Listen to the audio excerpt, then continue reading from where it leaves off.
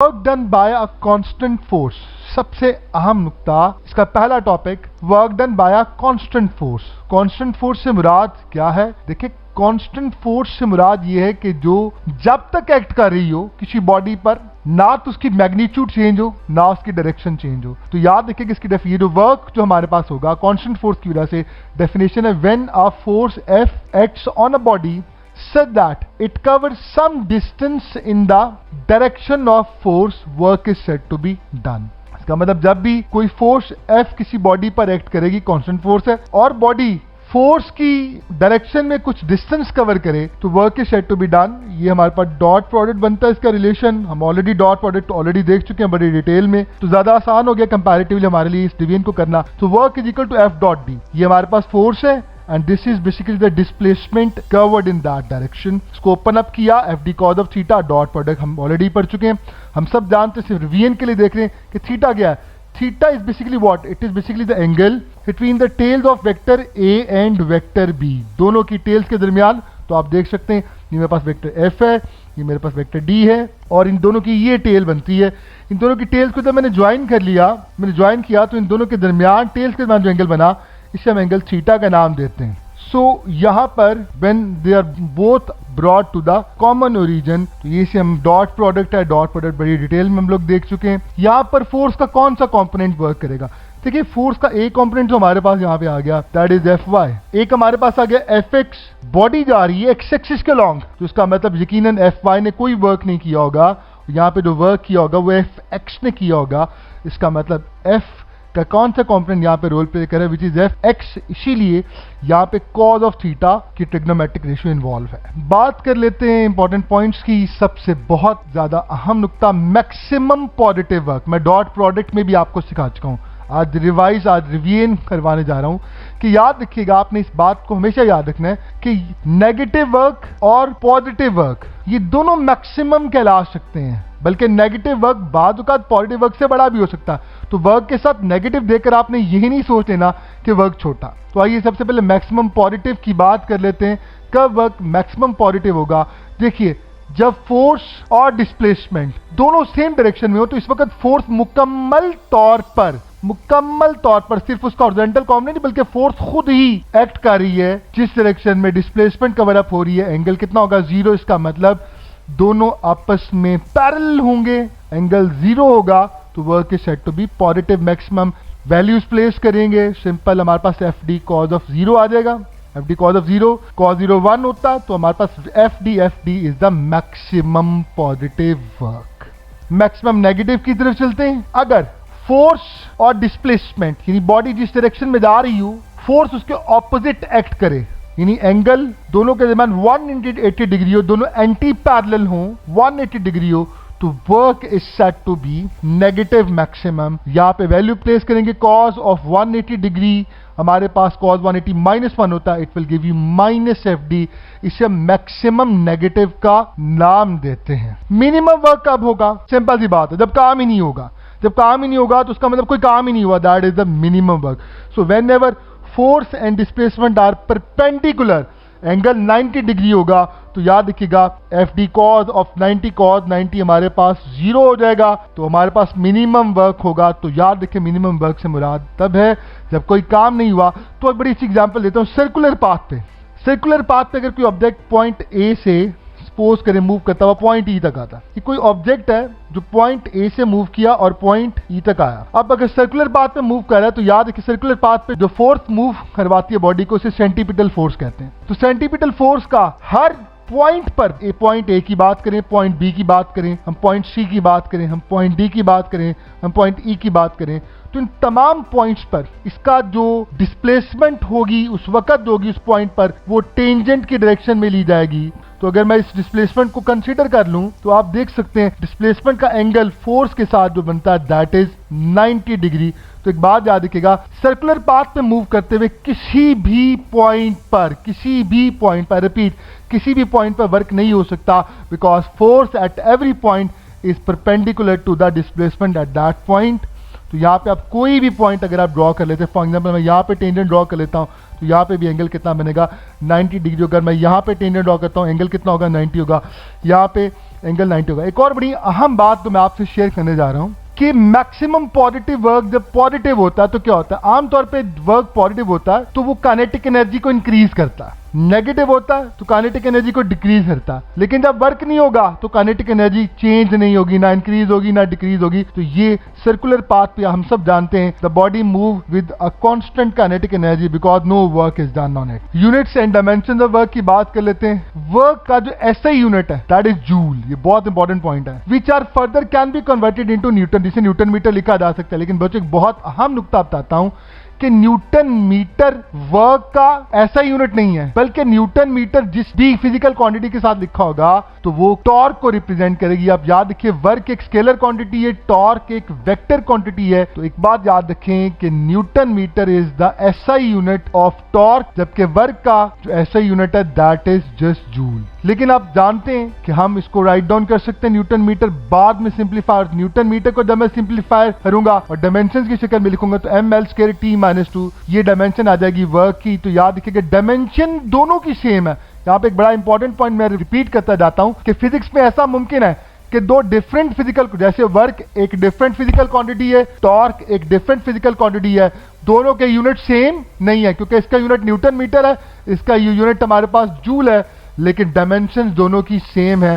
तो एक बहुत इंपॉर्टेंट पॉइंट कि ऐसा मुमकिन है फिजिक्स में कि दो डिफरेंट फिजिकल क्वांटिटीज हो, दोनों की यूनिट्स डिफरेंट हो मगर डायमेंशन दोनों की सेम हो। Area under force and displacement curve की बात कर लेते हैं। फोर्स एंड डिस्प्लेसमेंट कर्व का जो एरिया होगा it is always equal to जो ग्राफ के अंदर जो एरिया आएगा what is net work done. अब देखिएगा यहाँ पे हमें एक ग्राफ शो किया गया है, इसमें पॉजिटिव फोर्स भी है नेगेटिव फोर्स भी है। हमारे पास ये दो रेक्टेंगल्स बन रही हैं। एक बड़ा इंपॉर्टेंट पॉइंट है कि जो एरिया निकाला जाता है किसी भी ग्राफ का, दोनों फिजिकल क्वांटिटी को मल्टीप्लाई किया जाता है। तो चूंकि एक्स एक्सिस के लॉन्ग हमारे पास डिस्प्लेसमेंट है, और अगर मैं बात करूं फॉर एग्जांपल ये जो हमें दिया हुआ है that is take it to be 5 metre, this is what, this is take it to be 10 metre.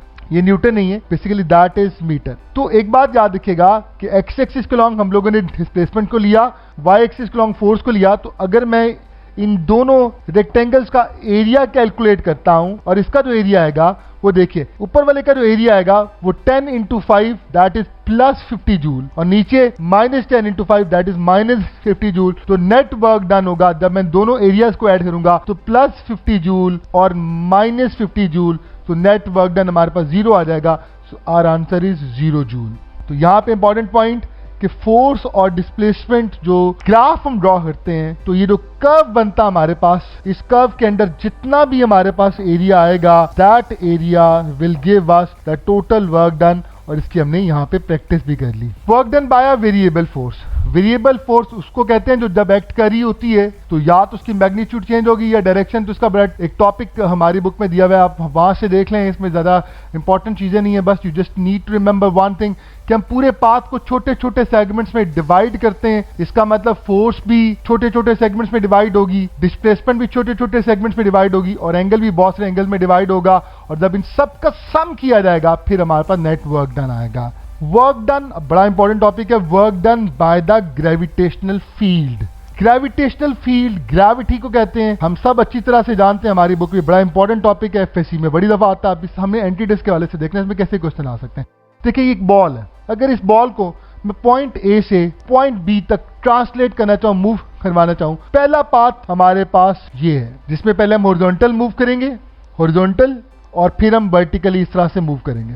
दूसरा पाथ हमारे पास ये आ जाता है, ऑलमोस्ट आइडेंटिकल है उस तरह से। और तीसरा पार्ट हमारे पास ये कर्व्ड पाथ बनता है जिसको पाथ 3 का मैं नाम दे रहा हूं। तो याद रखिएगा ग्रेविटेशनल फील्ड में चाहे मैं पाथ 1 पे जाऊं, चाहे मैं पाथ 2 के अलॉन्ग जाऊं या पाथ 3 के अलॉन्ग जाऊं, अगर मेरे पास इनिशियल पॉइंट और फाइनल पॉइंट वही है then the work done does not change. Path 2 का हो, पाथ 3 का हो या पाथ 1 का हो, जवाब सबका सेम आएगा। हमने इस टॉपिक को एफएससी में देखा है, जवाब -mgh आता है। तो आइए इंपॉर्टेंट पॉइंट देखते हैं। ग्रेविटेशनल फील्ड में, ग्रेविटेशनल फील्ड को कंजर्वेटिव फील्ड कहते हैं। कंजर्वेटिव फील्ड कौन सी होती है? A conservative field is the one in which the work done between 2 points independent of the path followed. तो ये पेपर में क्वेश्चन आ सकते हैं एनटीडीएस में, चूंकि हमने इंपॉर्टेंट पॉइंट्स को ज्यादा लेआउट करना होता है डिटेल में, तो ऑब्वियसली हम ज्यादा नहीं जा सकते। वेल नेक्स्ट हमारे पास कुछ बड़े इंपॉर्टेंट पॉइंट्स, ये आपके लिए बहुत ही अहमियत कामिल है। तो work done by the gravity in moving from point A to point B, ये मेरे पास पॉइंट ए है, ये मेरे पास पॉइंट बी है। मैं कोशिश करूंगा यहाँ पे आपको कॉन्सेप्ट सिखाऊं। देखिए, अगर किसी बॉडी को मैं पॉइंट ए से पॉइंट बी तक ट्रांसलेट करता हूं, इस बॉडी का मास m था। ग्रेविटी क्या होती है आप सब जानते हैं, gravity is basically F is equal to W is equal to mg, जो कि डाउनवर्ड एक्ट कर रही है। तो अगर बॉडी अपवर्ड जा रही है, if the body is moving like this, upward जा रही है, और हम ग्रेविटी का वर्क निकालना चाहते हैं, यानी work done by the gravity. अब ग्रेविटी का एक्ट कर रही है, ग्रेविटी तो जनाब डाउनवर्ड एक्ट कर रही है, तो इसका डिस्प्लेसमेंट के साथ एंगल कितना बना, it come out to be 180 degree. तो 180 डिग्री पर आप सब जानते हैं हमारे पास जो वर्क होगा, आइए formula W is equal to FD cos of theta, F is equal to W is equal to mg हमने ऑलरेडी देख लिया। ग्रेविटी का वर्क है, डिस्प्लेसमेंट हमारे पास h के बराबर है, एंगल कितना हो गया 180 डिग्री। तो हमारे पास जो जवाब आएगा it will come out to be -mgh। अब मजे की बात थी कि वर्क ग्रेविटी का क्या आ गया, नेगेटिव आ गया। ग्रेविटी ने वर्क नेगेटिव किया। आमतौर पे होता ही है, एफएससी में बच्चा एक बात अपने ज़हन में उठा लेता है कि जब भी वर्क नेगेटिव हो रहा होगा तो बॉडी की एनर्जी डिक्रीज कर रही होगी। ऐसा हरगिज नहीं है, जरा गौर से देखिएगा।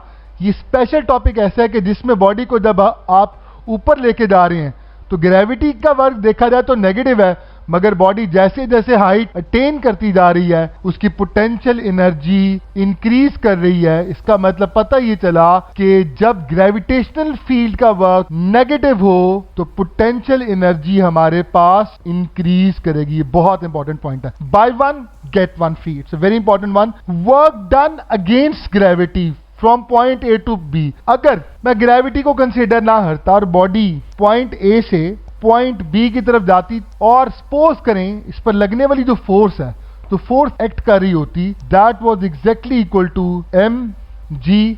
अगर वो mg होती लेकिन फोर्स अपवर्ड एक्ट कर रही होती और बॉडी भी अपवर्ड जा रही होती, तो इसका मतलब ये वर्क जो होता this is done against the gravity.